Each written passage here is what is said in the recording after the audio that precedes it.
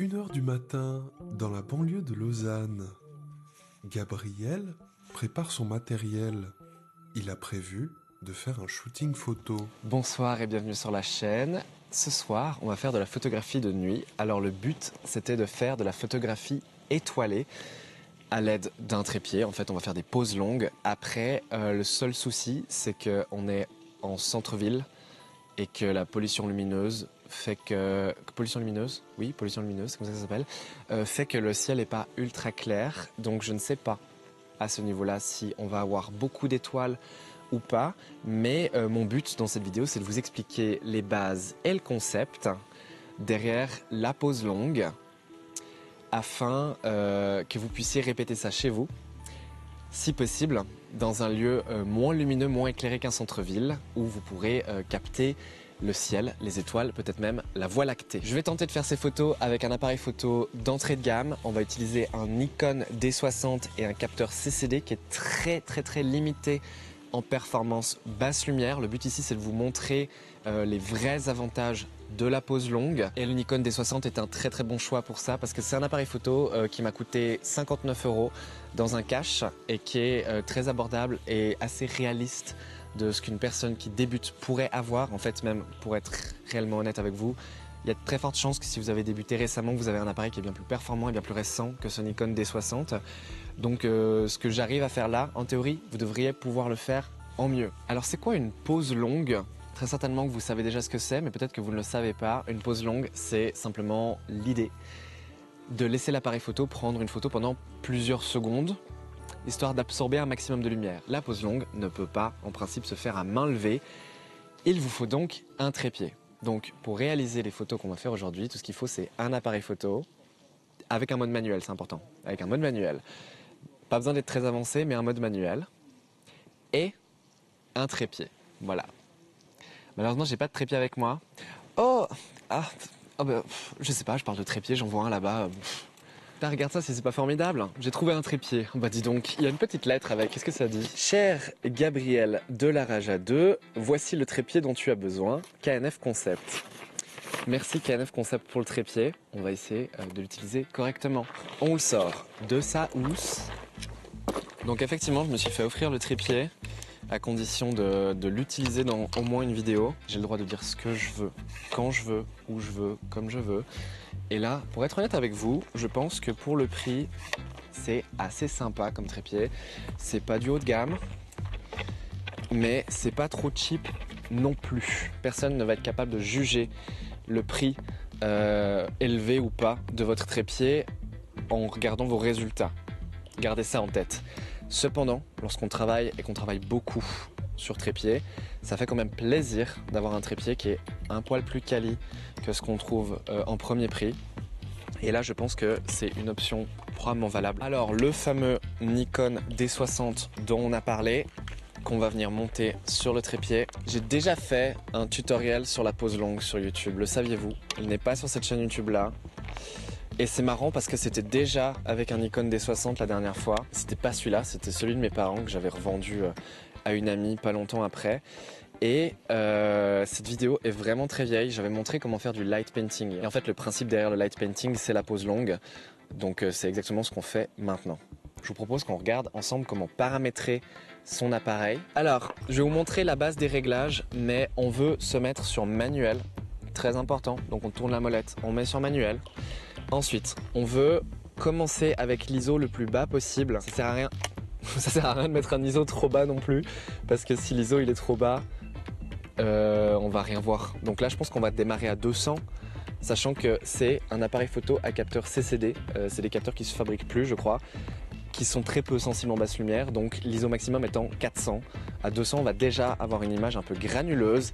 Faut pas avoir peur du grain. N'ayez pas peur du grain. Je pense que c'est assez important pour ce genre de photographie que vous soyez bien en mode RAW.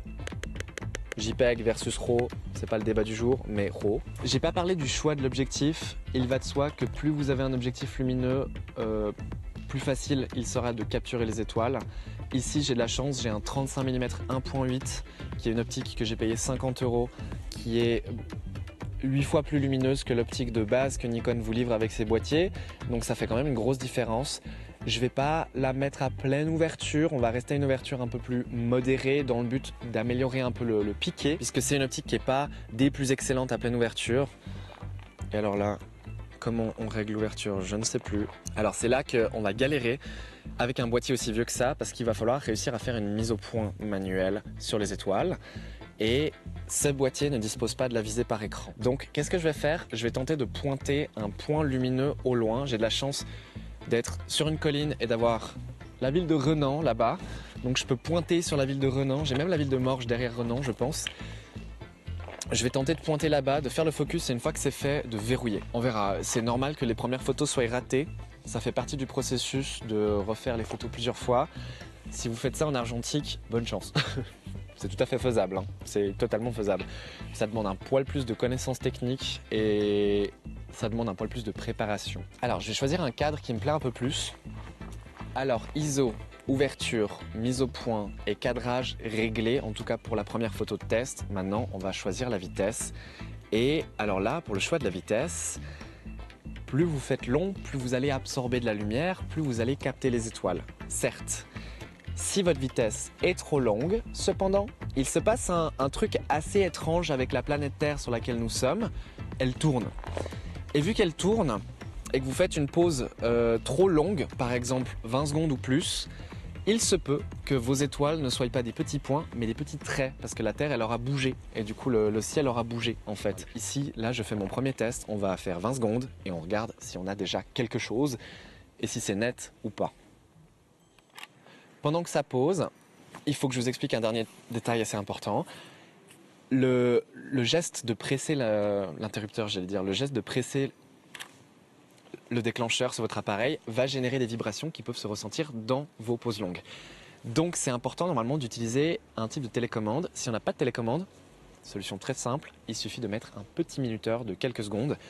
Là je ne l'ai pas fait parce que je suis en train de faire des tests, mais c'est ce qu'on fera pour les photos finales. Attention, reveal, on va regarder à quoi ressemble cette première image de test. Ah ben c'est pas si mal. C'est pas si mal, on a quelques étoiles là. Hein, c'est jaune là, tu vois. Et on voit que ma mise au point, elle est pas de ouf bien. C'est pas de ouf net. Ouais, donc je vais tenter d'éloigner la mise au point un petit peu. Sauf que c'est un Nikon. Je me rappelle plus dans quel sens il faut tourner la bague sur Nikon, donc bougez pas. Si vous regardez vos résultats et que vous voyez que c'est flou dans le sens les étoiles, elles sont plus grosses que prévu, c'est que c'est un flou d'objectif. Si vos étoiles, elles ont l'air de faire des formes bizarres, c'est que c'est un flou de mouvement. Ça veut dire que votre trépied, il a tremblé. Voilà. Petite chose de base qui est assez importante à savoir en photo, surtout quand on débute.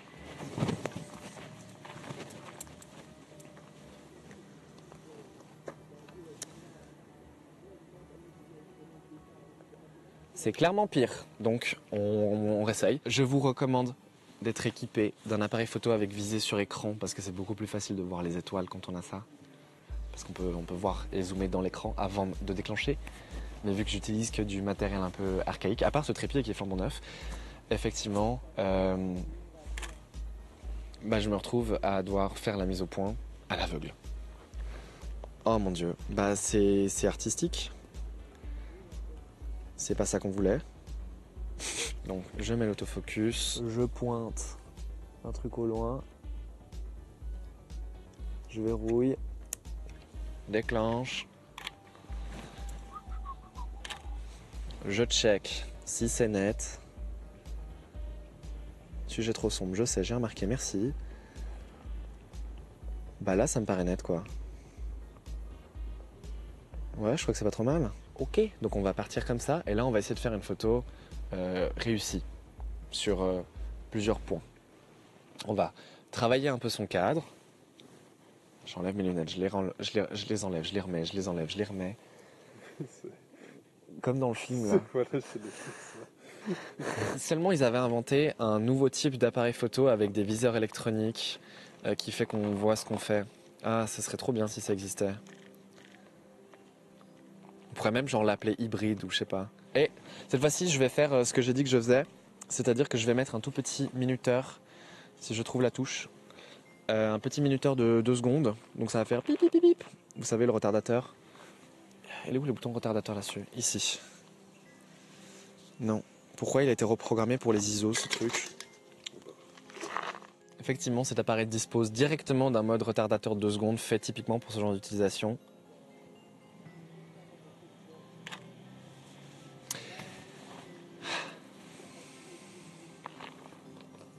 Pas mal. Pas trop mal. Pas trop mal. Il y a un petit réglage sur certains appareils, pas sur tous, je sais pas si celui-ci est là, donc on va regarder, qui s'appelle réduction de bruit pause langue, un truc du genre. En gros, ce que ça fait, c'est que à chaque fois que vous faites une pause longue, l'appareil va en faire une deuxième derrière avec l'obturateur fermé. Et ça va permettre de détecter les pixels chauds, parce que ouais, votre capteur il chauffe et il y a des pixels qui chauffent. Et quand il y a des pixels qui chauffent, ça génère un peu du bruit qui est statique. Et ce bruit peut être supprimé à l'aide de cette deuxième pause longue. C'est un truc qui se fait entièrement dans l'appareil. Ça se fait même en mode RAW et tout. Et la plupart des appareils, normalement, ils ont ce réglage. Celui-ci, je ne sais pas s'il a. Donc je vais regarder s'il a. S'il a, je vais l'activer. Oh mince, attendez. Là, je fais des bêtises. Je voulais mettre le petit minuteur là dont je vous ai parlé. Apparemment, cet appareil, il faut remettre le minuteur à chaque fois. Ah oui, si la plupart des appareils, en tout cas, c'est comme ça avec les Canon et les Nikon. Si vous déclenchez votre pause longue et que tout d'un coup vous changez d'avis sur quoi que ce soit, vous pouvez forcer à éteindre l'appareil et le rallumer. C'est pas dangereux, c'est pas problématique. Alors peut-être sortez pas la batterie, mais vous pouvez l'éteindre. Et d'ailleurs, dans le cas de ce Nikon, ça coupe votre pause longue. Là, je viens de l'interrompre. Et d'après les réglages, il me dit que je l'ai interrompu au bout de 3 secondes. Alors que j'avais réglé 20. Voilà, fun fact. Connaissez-en plus sur vos appareils, c'est à ça que sert cette chaîne YouTube.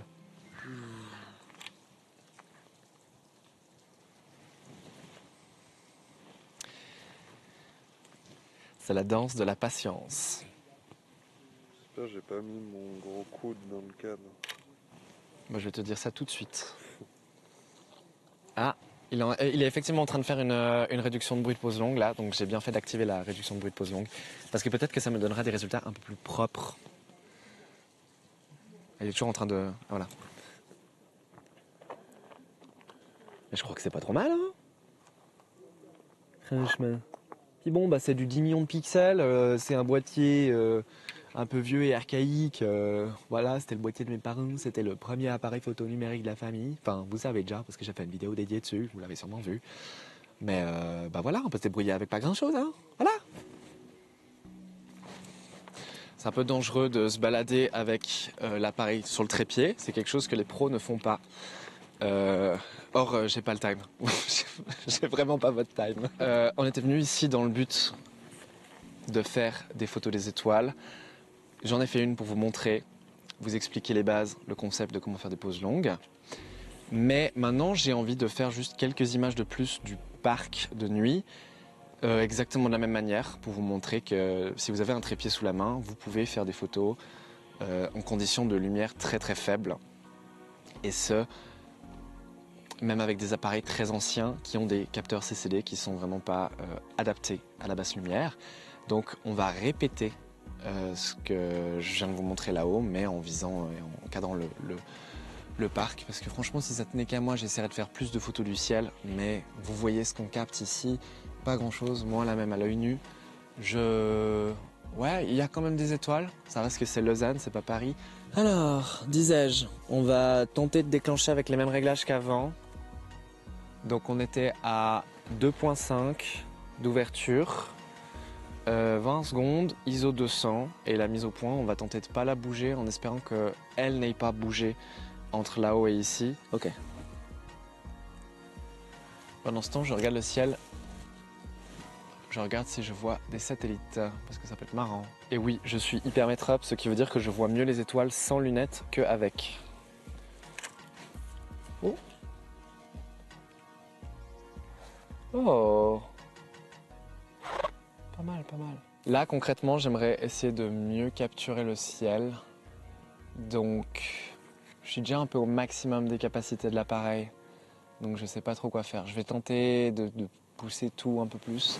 Donc, on va passer de 20 à 30 secondes. On va ouvrir le diaph. Plus, on va mettre à... Oula. Le bouton du diaph, il est un peu croustillant sur cet appareil. On va mettre 2.2 et puis on va tenter de monter les ISO. Et ouais, on va pousser tous les réglages un peu plus loin pour voir si on ressort plus de détails dans le ciel ou pas. On espère que oui. Oui? Je pense que c'est à vous ça. Ah oui, c'est à moi. Ça va, c'est pas le plus important. Les appareils sont là. Ah ben ça va. Bah, au moins vous avez le cash. Ouais. Hein. Merci beaucoup. Tiens, bonne soirée. Bien sûr, on avait oublié quelque chose, mais on est en Suisse, donc on nous l'a ramené. De ce que je vois sur l'écran de l'appareil, en boostant tous les réglages un peu plus loin, j'ai réussi à tirer pas mal plus de détails, donc c'est assez cool. Cependant, j'utilise un 35 mm équivalent 50 sur ce boîtier APS-C. C'est trop long pour prendre en photo les étoiles pendant 30 secondes et ne pas les voir un peu floues, mais on fait avec ce qu'on a ce soir. J'aurais bien aimé avoir un plus grand angle, sauf que si j'avais eu un plus grand angle, il n'aurait pas été aussi lumineux, puisque Nikon n'ont pas de 18 mm 1.8 que je sache. Et s'ils en ont un, il est sûrement très cher. Moi, je pense que je vois la Voie lactée là. Donc je vais tenter de la cadrer à l'aveugle parce que bien sûr, je ne la vois pas dans mon viseur. Je me suis déplacé, je suis pas sûr que c'était utile. J'avais la main sur le trépied pendant que ça a déclenché. Je pense que ça peut induire des vibrations et du flou dans ma photo. Donc j'espère que non. Mais si c'est le cas, bah c'est le cas. Puisque je reste personnellement convaincu qu'on a la Voie lactée vraiment juste ici, mais qu'avec cet appareil, je la capte pas très bien, parce qu'il y a trop de pollution lumineuse, parce que j'ai pas un assez grand angle. J'ai peut-être dans mon tote bag un autre appareil qu'on peut essayer. Merci petit Nikon, tu as bien travaillé, mais j'en ai un autre. Ça c'est un boîtier un petit peu plus sympa. Là on est sur un boîtier où avec l'objectif on peut voir à peu près la mise au point, donc on va faire comme ça. Voilà, et puis bah voilà quoi, hein, on va faire 30 secondes. Hein. Alors là on a un... Ce qui est bien c'est que si tu pointes que le ciel, t'as pas besoin d'être réellement à niveau, donc ouais je suis un peu de biais là, mais écoutez, c'est comme ça.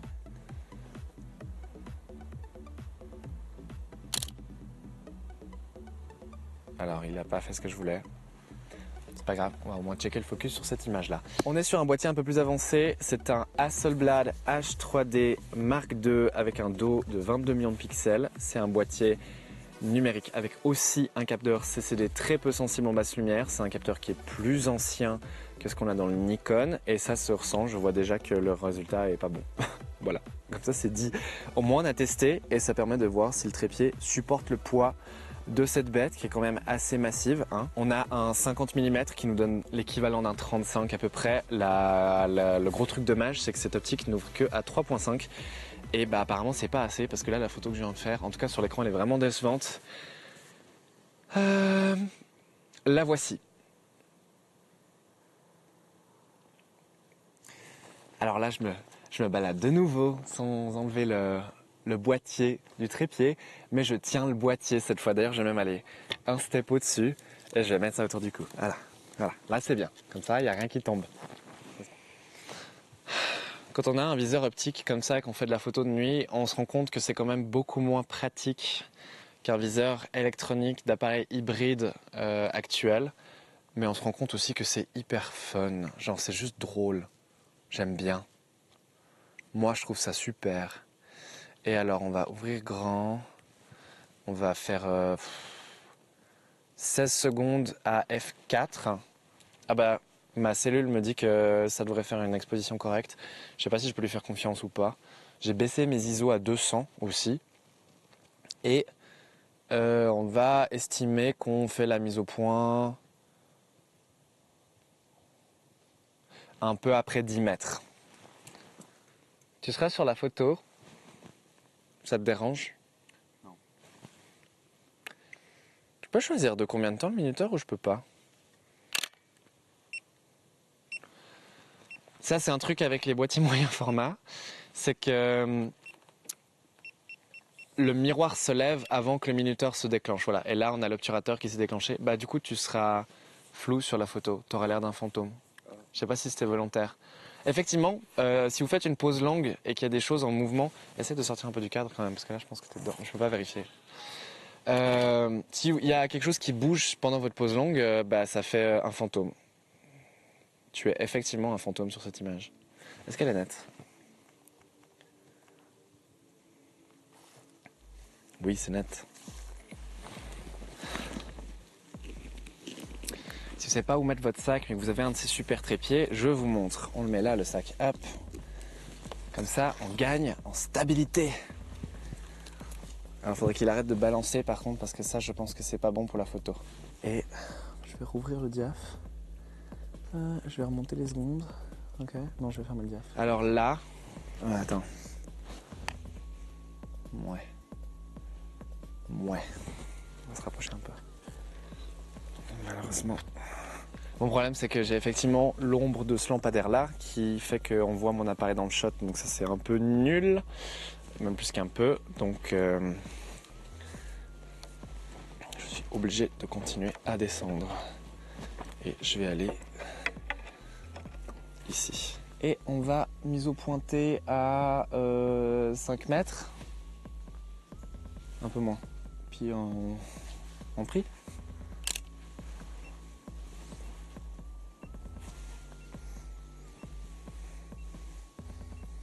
C'est la danse de la patience 2. Avec musique cette fois. C'est vraiment 2h20 du matin, je suis très fatigué. Je pense qu'on va s'arrêter là. Désolé.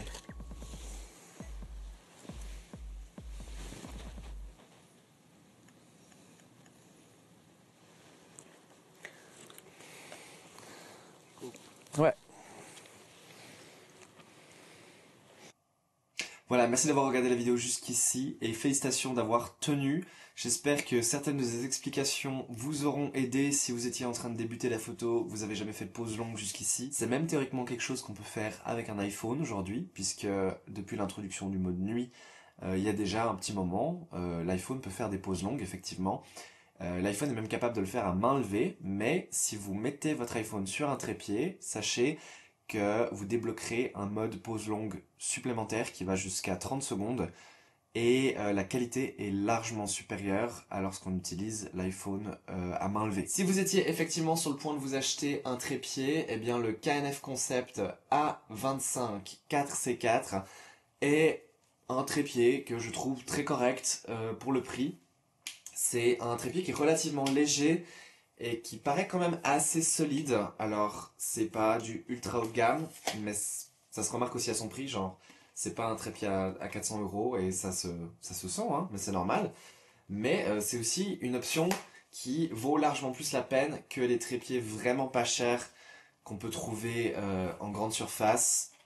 Ça dépend à quel point vous avez envie de vous investir correctement ou pas dans le matériel. La qualité de votre trépied, comme je l'ai dit, c'est quelque chose qui va pas directement impacter vos résultats et donc ça se verra pas directement sur vos photos si vous aviez un trépied haut de gamme ou pas. Cependant, il va de soi qu'avoir un trépied d'un peu meilleure qualité, ça va vous faciliter la vie. Habituellement, j'utilise un Manfrotto qui est plus grand et plus solide que celui-ci, qui m'avait pas coûté beaucoup plus cher. Cependant, c'est un trépied qui fait à peu près 3 fois le poids et qui est un peu difficile à transporter en extérieur, donc typiquement il ne quitte pas cet appartement. Mais c'est un trépied que j'ai acheté il y a 11 ans et que j'utilise toujours totalement. Et c'est ça qui est intéressant, c'est que si on achète un trépied de qualité, on peut le garder 10, 15, 20 ans, voire même plus. Alors qu'un trépied d'entrée de gamme, c'est très vite quelque chose dont on va vouloir se débarrasser, surtout si on devient un peu plus sérieux. J'ai un souvenir très profond des trépieds qu'on avait en école de photo, qui étaient affreux. On avait des trépieds qui étaient tout bonnement affreux. C'était clairement des trépieds qui dataient du siècle passé, qui avaient jamais été entretenus correctement par les élèves de l'école. Et je me souviens que ça me rendait tellement dingue que à plusieurs reprises, je me suis pointé avec mon propre trépied à l'école, alors que c'était clairement du poids qui n'était pas nécessaire. Mais effectivement, je trouve que travailler avec un trépied qui est mal foutu, qui est bas de gamme, qui est mal entretenu, c'est vite fatigant. Et là, je peux pas vous donner mon avis long terme. Il faudra voir dans 3 ou 4 ans, quand il aura bien servi, si les joints sont toujours solides, si le mécanisme fonctionne toujours aussi bien. Mais ça, effectivement, je ne peux pas vous donner ce genre d'avis pour l'instant, parce que ça fait que 1 mois que je l'ai, et que je l'ai pas utilisé sur beaucoup de shoots.